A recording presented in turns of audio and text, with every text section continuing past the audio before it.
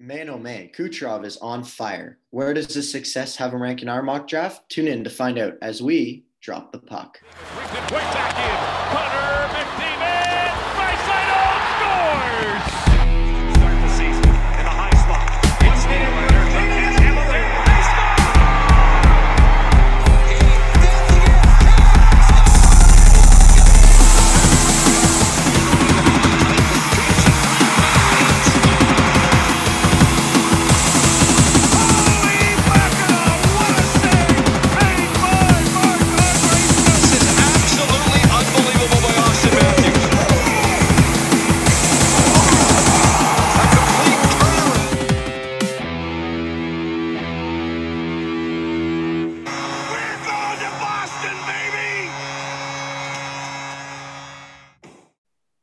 Hello and welcome back, everyone, to the Fantasy Hockey Books podcast. This is Antonio Capos here with my co-host, Ben Rutledge. How are you doing, buddy? I'm doing good today. How are you? I'm doing pretty good. Owen Hamilton will not be with us today for this portion of our podcast, but he will be here for the infamous Ozone. All right, to start. All right, so let's recap. Let's recap the first four games of the third round. So both series tied 1-1. Vegas won handily 4-1 over Montreal in game one, and Montreal came back and won 5-2. 3-2. 3-2 last night.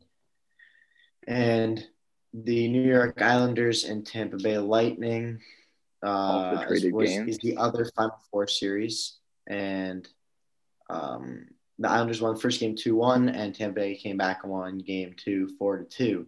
So, in game one of the Islanders Lightning series, not much to cover. Point scored. Kucherov had another play, another assist, another goal in the power play for Tampa Bay. No even strength, looking like a bit of an issue, although really good for their power play next year. So look to add those guys on that number one power play: Kucherov, Killorn, if he's still there, Point, Stamkos, Hedman. And yeah, Barzal's continued his scoring ways from his very successful series against the Bruins. So that's good to see. He's a good player, and he's a good player to have on your fantasy team. Anything to say about that, Antonio? I don't think so.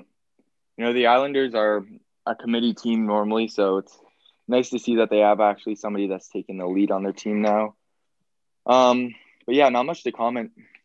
Usually the Islanders are pretty insignificant in the ways of fantasy, but yeah, good goaltending performances from both guys. Vasilevsky and Varlamov had good, both 31 shots against.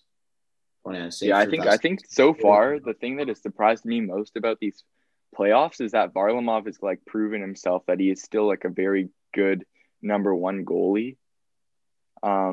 Despite I feel like a lot of people doubted him. Yeah, I feel like he lost his job to Sorokin for a couple of games there, and it wasn't looking that great for him. And I was thinking, don't draft him next year, but he's proven that he's still valuable. And I think he's gonna get moved some way or other, because I think that the Isles are gonna look to start kind of bringing in some fresh blood, right? Sorokin being the start of that. Yeah, I agree. And so Varlamov will probably end up going to some other contender team, just to help them kind of get a step in the door. He was missing a goalie.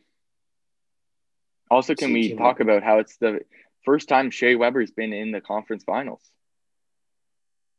Isn't that shocking? He's 35 years old in this first time.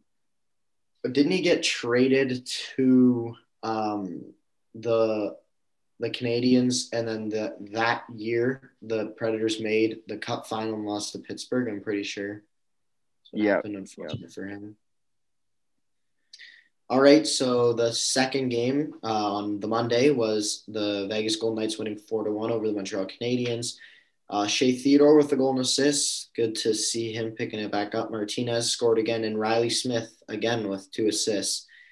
William Karlsson also picked up an assist. That second line has just been outstanding, really, for the Golden Knights since really all playoffs, but it took off especially in that Avalanche series. And Cole Caulfield scored his first career playoff goal on the power play. Yeah, I think it was inevitable, really. This guy has been he's looked pretty good in the playoffs so far, and milestone goal for him, just good for him, really. I agree. And then the next day we had the Tampa Bay Lightning beating the New York Islanders 4-2. Points scored from Kucherov again. Kucherov picked up 2 more assists later. Hedman picked up a goal and an assist. Another power play goal for this Lightning power play, although 3 even strength goals, which is good for them. Barzal scored again as well. Brock Nelson scored again on the power play. So kind of a lot of similar names coming up there. Nelson, Barzal, Kucherov, Point, Hedman. Those are kind of the big guys. Bit more offense. I feel like Brock Nelson is Mr. Playoffs, but he did something similar in the playoffs last year when they made the. So did Beauvillier. Beauvillier did well early in the playoffs, kind of falling off here, but they didn't really contribute. Right, but remember, Nelson dropped right back off when he was met by the regular season, so I would still be worried about his value coming up next year. I agree, but as a late round pick, I still think he's someone you got to take just given his success. Like you can't go from having 7 goals in the playoffs and to then not doing anything in the regular season. Like there has to be something there. So hopefully you can strike lightning in the bottle with him. And another player finally that was successful. The Montreal.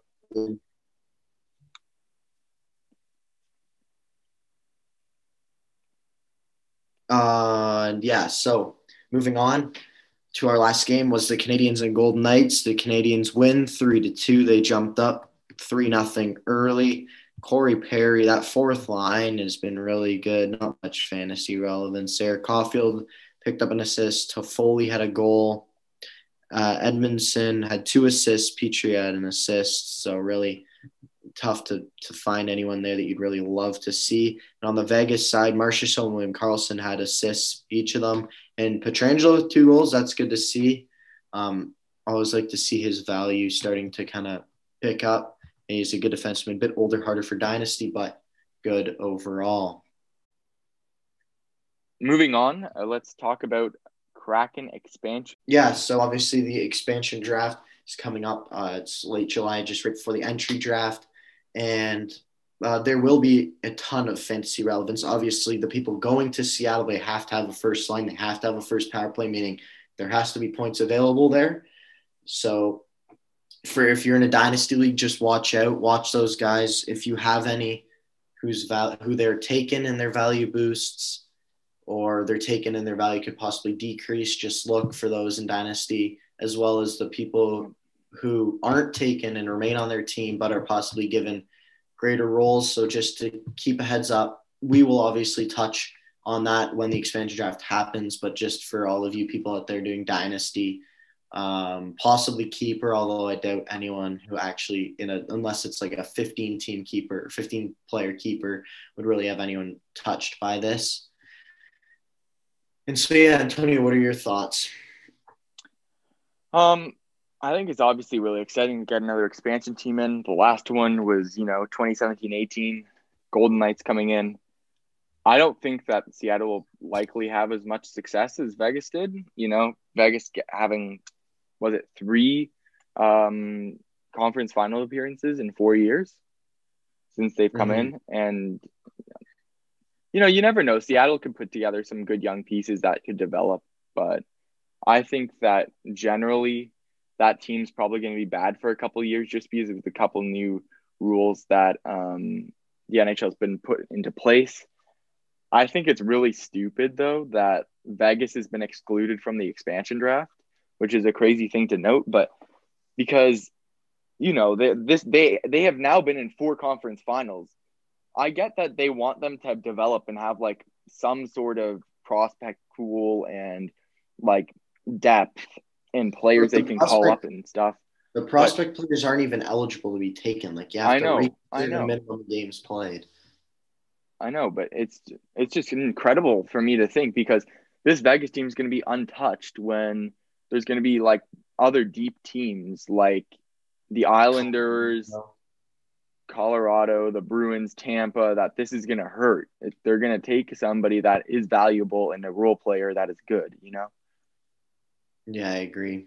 Same. For just bring this back to fantasy, even if the Kraken team does kind of suck a bit, it's always good though to watch because, as I said before, they have to have a first line, and so it's always important to look for those people. I wouldn't in a yearly league be purposely being like, oh, I have to get this guy in the 6th round because he's a first round line player. No, you don't have to do that, but it's just something to keep an eye on because they do have to have those number one scorers on their team, and they will have fantasy value.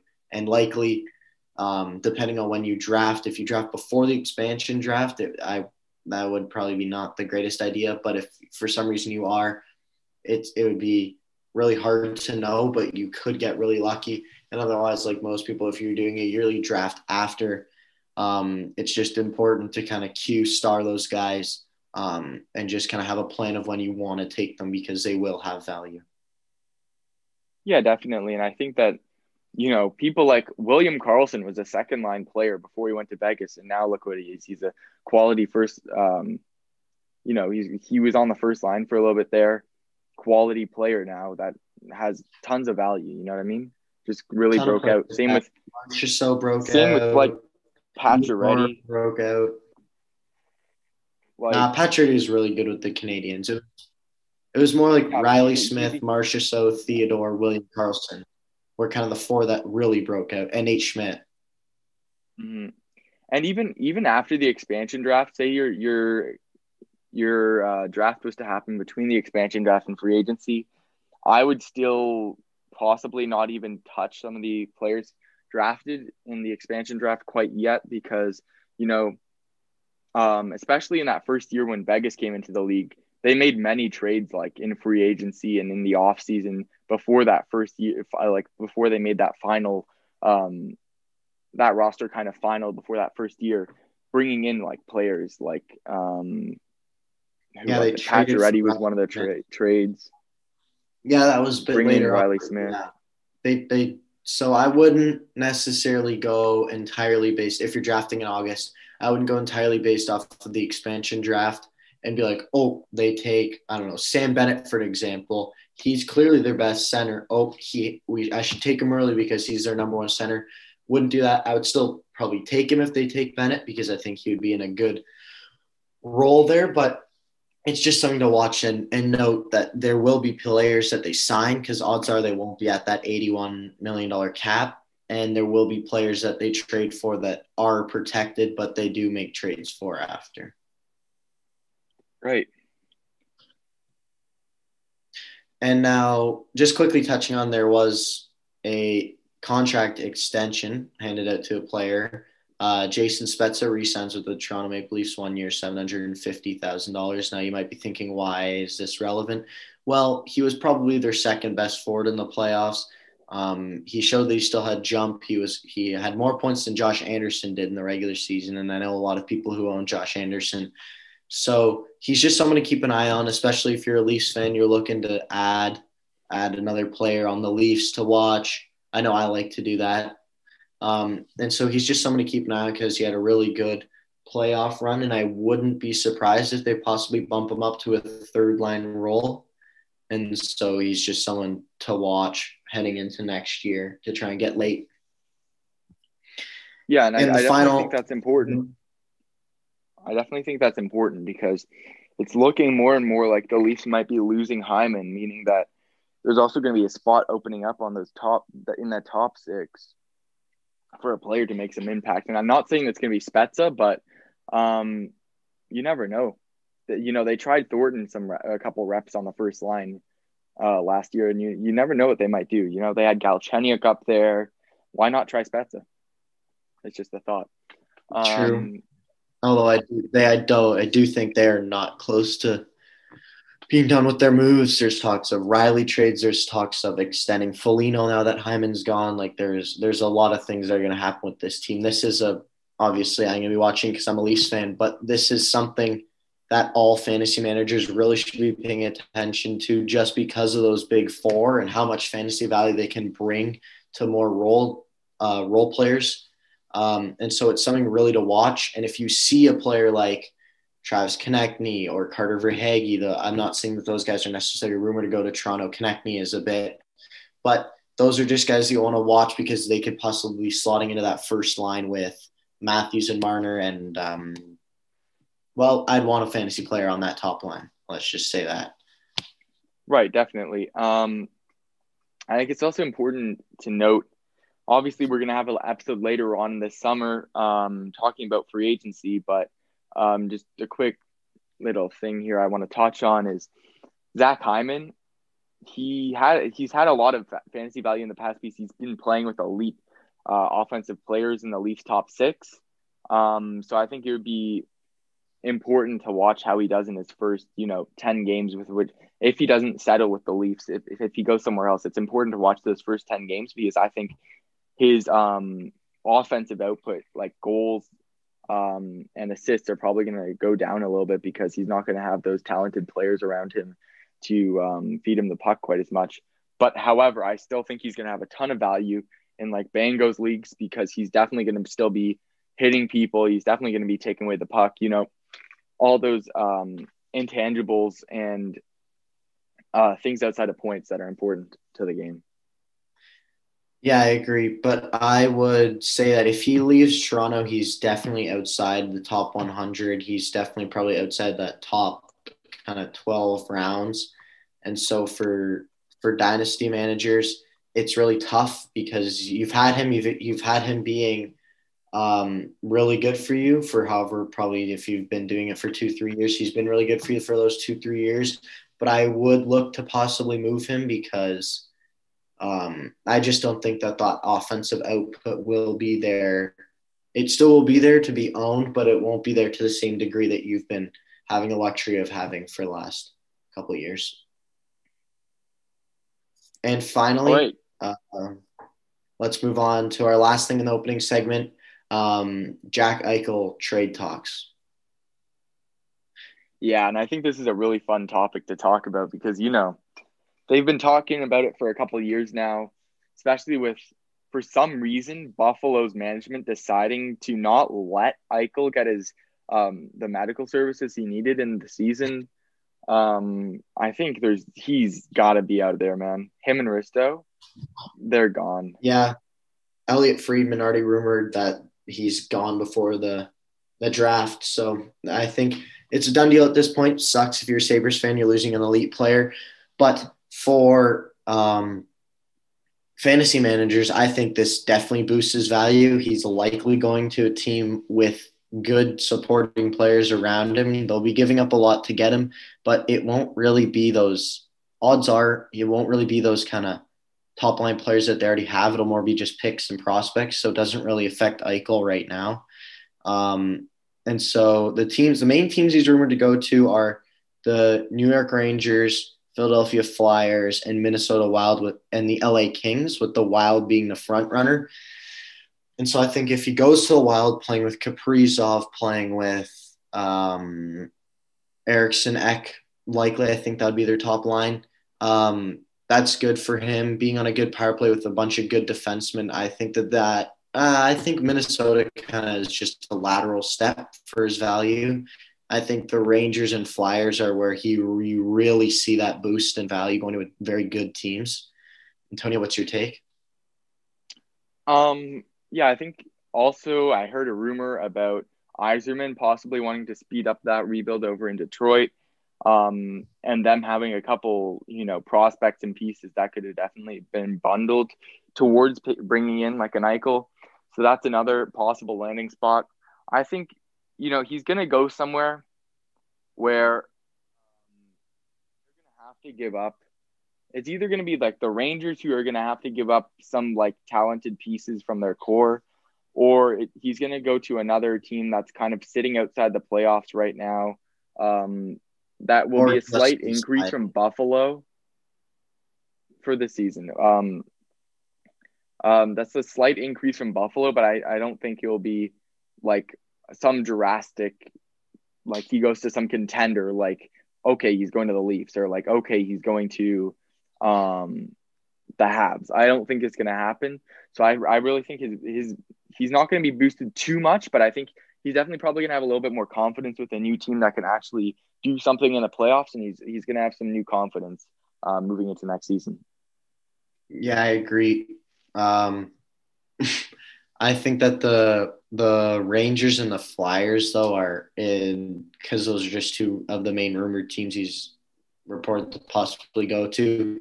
I really think that if he goes there, that's a huge boost for him. That brings him into right back into kind of first round territory where he was last year, and I think that you can be getting a great player for your team. And if you're a dynasty manager, like both of us are in a dynasty league, I have Eichel, and so I'm really interested to see where he goes. If really, I wouldn't be, unless you were already planning on trading him, I wouldn't say that a trade forces you to trade him. I would say if he gets traded to a better team, boosts his value, great, you have another great player. He gets traded to a team very similar to Buffalo, he's going to put up the same amount of points, which is still good because he's a good player. And so really you're just in a good spot because his value, I doubt, will decrease. So I think you're fine either way. Now to the ozone.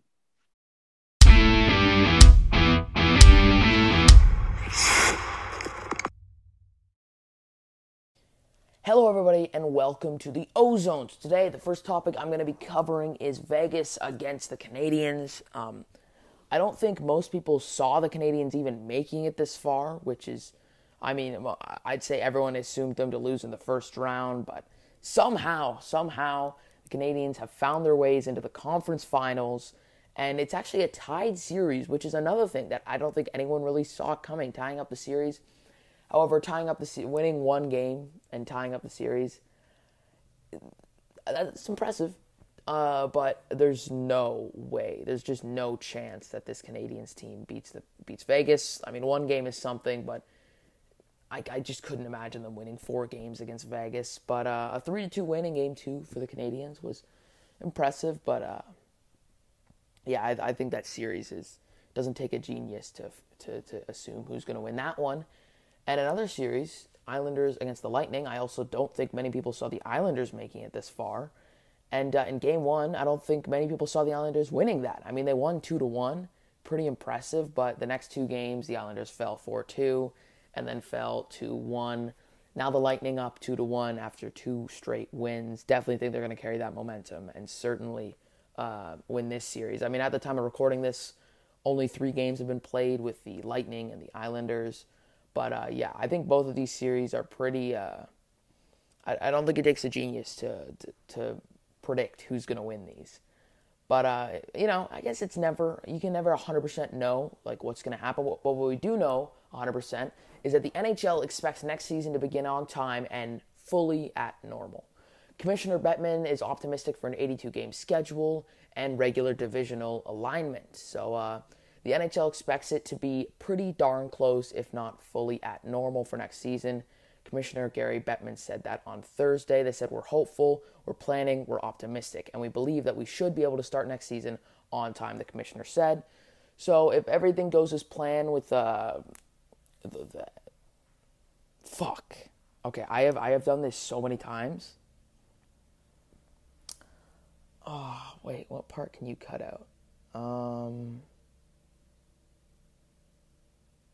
Damn, I don't know.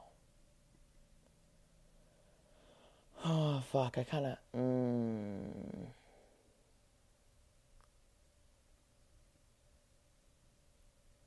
I'm going to just start talking and let me know if this works with you.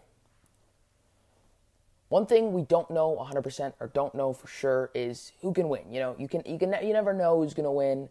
You can never be 100%. But what you can be sure on is the fact that the NHL expects next season to begin on time and fully at normal. Commissioner Bettman optimistic for an 82-game schedule and regular divisional alignment. The NHL expects it to be pretty darn close, if not fully normal for next season, Commissioner Gary Bettman said on Thursday. We're hopeful, we're planning, we're optimistic, and we believe that we should be able to start next season on time, the commissioner said. So what that means is if everything goes as planned, we should be seeing an 82-game season, which is great. And I'm pretty sure everyone's really happy to see that. So, maybe next season McDavid could hit 100 points. Who knows? It could.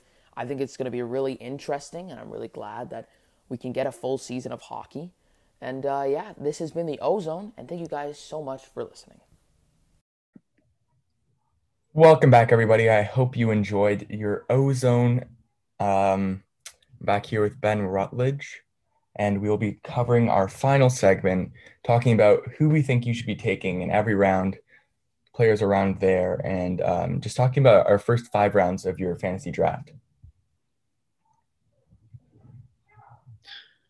Okay, so we'll start with the first 2 rounds because those are the easiest. There's a select group of 25 players that you should be taking. Really shouldn't be. They're all slam dunk picks. Obviously, you have to get them in sort of the right order. There's kind of 12 that should be going in the first. 13 should be going in the second, kind of roughly like that. And that is really how you should be running your draft. So quickly, we will discuss each of our top 10. And then we'll go from there. So our first 5 is identical. 1, McDavid, 2, Matthews, 3, McKinnon, 4, Draisaitl, and 5, Rantanen. So we have identical top 5 there. Those are kind of the top 5. You can switch around the order a bit after McDavid 1, and then the next 4 are somewhat interchangeable. But yeah, those are really your guys to be taken. And then next, moving on to our next group of 5. So this is where we're a bit different. So we will give you our next kind of 12. And all these guys are also first-round talent guys. If you can get them in the second, great. It's a steal. But these are the other guys that should be going in the first round. So at 6, we have Marner. This is my personal list. At 6, I have Marner, 7, Kucherov, 8, Barkov, 9, Pastrnak, 10, Huberdeau, 11, Makar, 12, Aho, and 13, Eichel. Antonio, if you'd like to read off your list.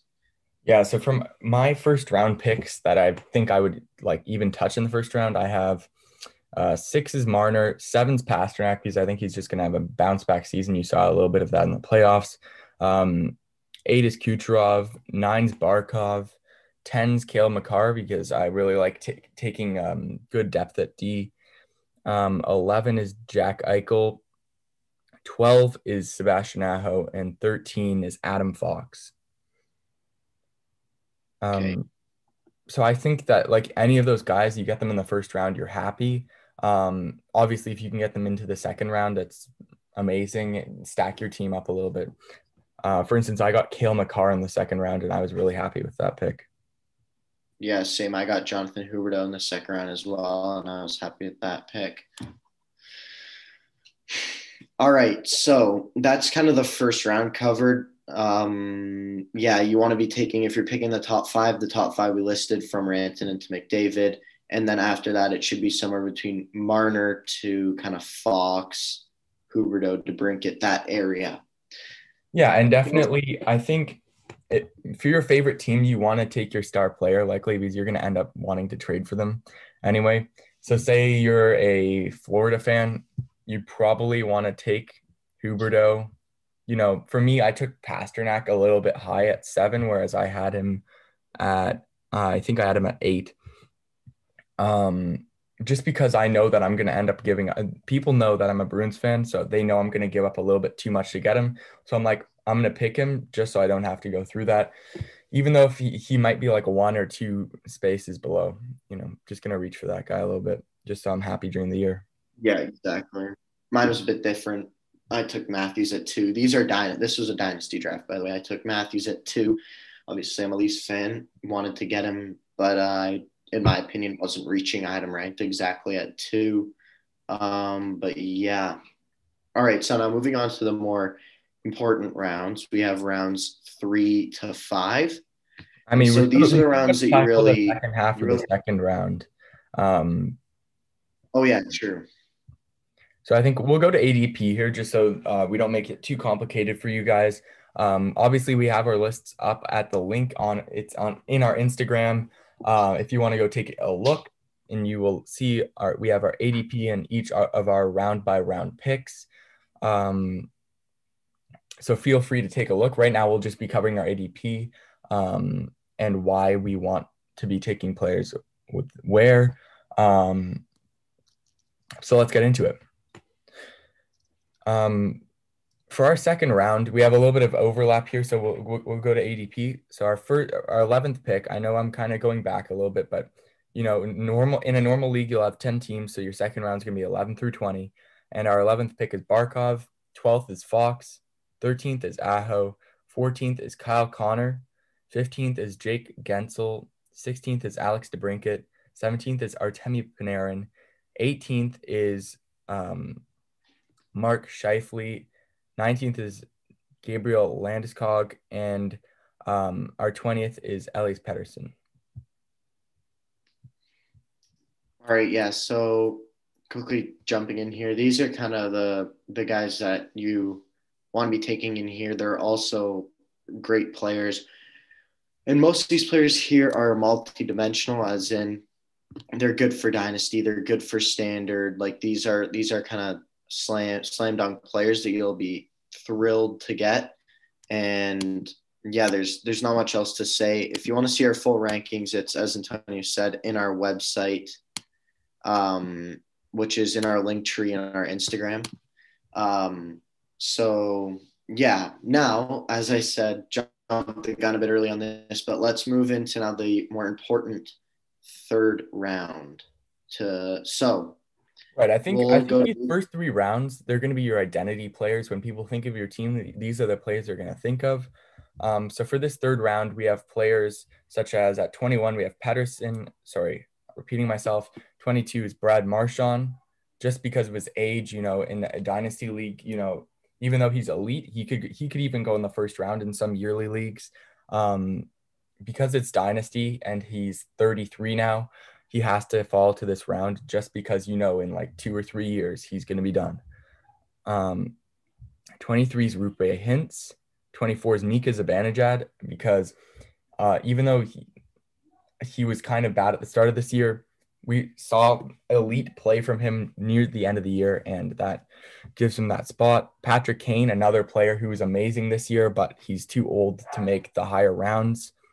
Ben, do you want to touch on the next couple players?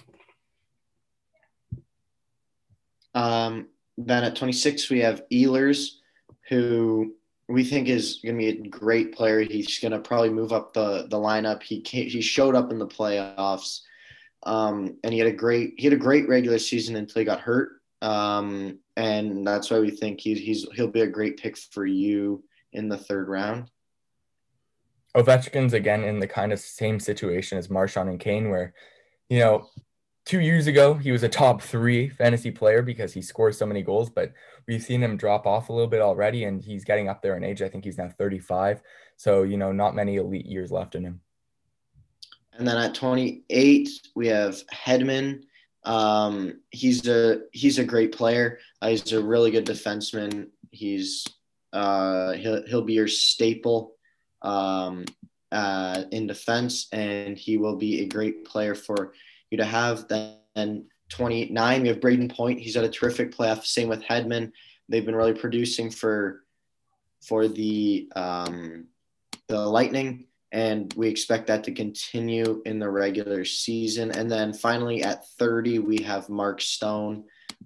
Good two-way player, getting somewhat up there in age, but he's still young. And he's just like all the other players, good on offense. Although the one plus we have about Stone, which is why we have him a bit higher, is he plays that penalty kill role and he does it well, and he'll put up points. So he has that shorthanded point upside, which we think brings him into that third round territory. Right. And for the fourth round, especially in Dynasty, Quinn Hughes, even though he had a little bit down season this year, I think, great player. Obviously, he was a rookie last year. I'm talking about the 2019-20 season. In the talks for the Calder, And I think he's going to keep improving his game. And so especially for Dynasty, it's important to take him higher here because he's going to improve his game in the years to come. Yossi, obviously, previous Norris winner. Solid pick here for 32. We have at 33 Vincent Trocheck, 34 Shea Theodore from Vegas, because even though he showed elite play last playoffs, his role has been taken a little bit by Pietrangelo, decreases his value. But he's still young. He could improve for next year and be another good player for you. And then at 35, we have Dougie Hamilton. Really, Hamilton and Theodore are interchangeable. If you feel like you want to take Hamilton over him, completely fine with that choice. Both of them are number one power play defenseman. I think Hamilton, it looks like, will be leaving Carolina. And at least on the defensive side of the puck, that opens up a lot more minutes for him. Don't know about continuing that offensive production. I think there might be a slight decrease, which is why we have him a bit lower. But if he stays in Carolina, he's a great player. Even if he leaves, you might see a minor dip in production depending on where he goes, obviously. But it's harder to get a better forward group than that Hurricanes group. Next, at 36, we have Svechnikov, great young player. Same as I said with Hamilton, he's in a great forward group. He's able to put up a lot of points playing with a guy like Aho. 37, we have Crosby, similar boat as Ovechkin, Kane, Marchand, just a bit older player. He showed a lot of flashes this year that he still has it, which is why we still have him in the fourth round. 38 is Pat Chiaretti. He's had a good playoff for Vegas. He had a terrific season for them. He's a good player for Bangos because he gets you those blocks and those hits. And, he's a great player for you to have, especially in a yearly league. And then rounding off the fourth round, we have 39 Kaprizov and 40 Shea Theodore. Both these guys are elite talents. Kaprizov, especially if he gets a guy like Eichel, his value is insanely boosted. He's still young, 25 years old, likely to win the Calder this year. So I think that he's a good player for dynasty leagues. And Couturier, he's playing with a good forward group there in Philadelphia. Also possibly rumored to get Eichel. If that were to happen, this would drop his values. He would no longer be that first line center, probably move off number one power play. So that's really something to watch if you're a dynasty manager. And if you're in a yearly league, you see Eichel go to Philadelphia, I would drop Couturier significantly down in your rankings. Right. Now, I think it's important to note that Kaprizov, even though he's up for the Calder, likely going to win it this year, he is 25. So don't expect him to over the next 4 years, break out into some monster player. I think we're seeing a lot of what he is probably going to be. He may improve a little bit into his later 20s, but I really don't see him becoming some superstar just because he's already on the older side. I think that he's going to be a star player, but I don't see him becoming up there with like the likes of, Zibanejad, Hintz, Scheifele, those players. I can't see him getting to that kind of plateau. All right, and so finally for the fifth round, we have I'll just read you off the order and we'll go and explain a bit. So we have Forsberg 41, Miller 42, Tavares 43, Nylander 44, Heiskanen 45, Barrie 46, Carlson 47, O'Reilly 48, Buchnevich 49, and Stamkos 50. Important to note that there are some players just off the cusp. Brady Tkachuk, Tyler Toffoli, Andre Palat, Sam Reinhart, Nick Suzuki. John Carlson. No, John Carlson is 47. But Nick Suzuki, Pietrangelo, they're kind of right there. And if you're taking them in the fifth round, really, that's still a fine pick. Like Antonio has Toffoli at 44. I just have Toffoli at 52. So it's not a horrible pick if you have them.